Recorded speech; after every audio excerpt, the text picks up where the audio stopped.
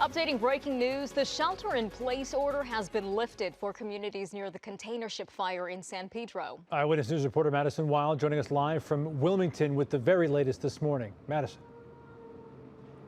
Tim, Irene, yeah, some good news this morning. That shelter-in-place order has been lifted, as you just said, but this fire is still burning at this hour. This area right behind us, this is where that fire initially erupted. We're told this all started as an electrical fire below deck. Let's get out to Air 7 to show you what's happening right now. Just a few hours ago, that ship was actually moved out to sea so crews can continue this firefight a little farther out from the port here. A shelter-in-place order was issued last night for the nearby community, San Pedro and Wilmington, due to potentially hazardous materials burning on board. Officials urged people in the area to close their windows to stay inside due to those concerns. Again, that has been lifted this morning. We're told this fire broke out just before 7 last night, prompting a response from more than 100 firefighters. Thankfully, all 23 crew members who were on board that ship have been accounted for and no injuries have been reported.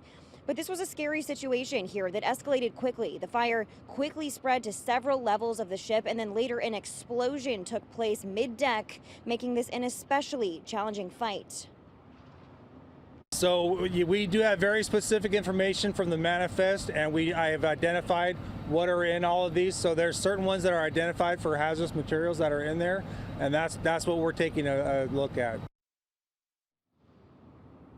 Yeah, there were 40 containers on board. This fire caused 4 of the port's 7 terminals to suspend operations here as multiple agencies responded to this. LA Fire, Long Beach Fire, the Los Angeles Port Police, and the U.S. Coast Guard all out here monitoring the situation.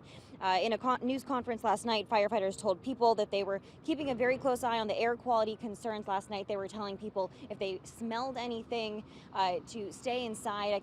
Happy to report this morning that we're not smelling anything abnormal out here as things continue to get back to normal. We'll continue to monitor conditions, but we'll send it back to you, Tim and Irene.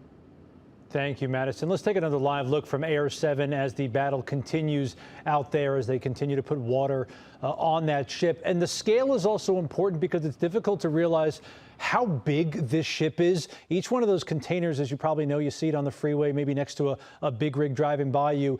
Those are stacked 5 high, easily 15 across. And while in last night's video you certainly saw active flames and a little bit of smoke, it doesn't appear to be flames and smoke at the moment, but they are continuing to spray it because they don't quite know exactly where that fire is underneath there. So they'll be spraying this. There is a little smoke on top there as well. Continuing to fight this fire all morning long. Obviously a concerning situation, but you're talking about a huge ship. And Irene, obviously with those containers themselves, they're big, and you're talking 5 high, 15 across. So this is a large area where this fire is kind of centrally located on this ship. Yeah, absolutely. It's great to know that everyone is safe from this ship that was working on it. They have been working on this through the night, and it's also really good to note that Madison did mention there is no more odor in the area for people who live nearby. So that's great news. And plenty of water around there. That's why they moved that ship away from the port itself, so they can continue to work on putting out those flames and those hot spots away from everyone else. And stay with ABC 7 Eyewitness News for the latest on this fire. We'll bring you updates on air, online, and on the free ABC 7 Los Angeles app.